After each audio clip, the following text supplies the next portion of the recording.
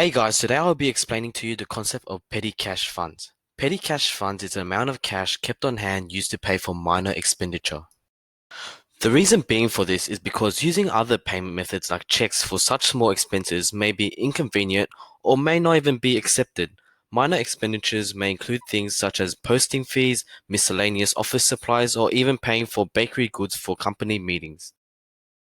There are three main activities that are involved in petty cash. One is establishing the fund, two is making payments from the fund, and three is replenishing the fund.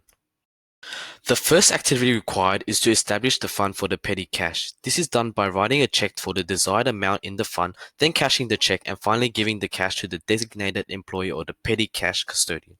A journal entry is made to record the establishment of the fund. For example, let's use John's Bakery. Suppose on January 1st, John's Bakery cashes a check of $200 to establish a petty cash fund and gives the cash to the custodian Tim. The following journal entry is made.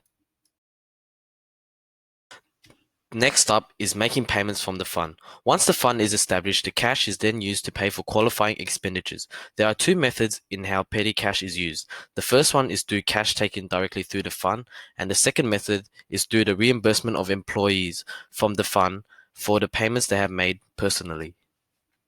In both cases, the custodian should collect any receipts for the cash used. As payment is made through petty cash, a journal entry is not required at this stage. The final activity that is involved in petty cash is the replenishing of the fund. As there are many minor expenses, the petty cash fund slowly decreases. To continue to pay for these minor expenditure, the fund must be replenished. To do so, the remaining cash is counted, then the company cashes a check for the amount that brings the total cash back to the original balance. Receipts in the fund are used for documentation for recording expenses. Using our previous example of John's Bakery, Tim may examine the petty cash fund on the 31st of January and prepares the following replenishment report. This report shows that John will need to cash a check for $134 to replenish the fund.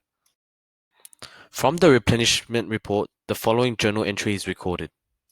When cash is replenished, it should always equal the total amount of receipts. However, this is not always the case. Sometimes the custodian might not obtain all the receipts or receive the incorrect change, resulting in a difference from the cash needed for the replenishment and the amount of receipts.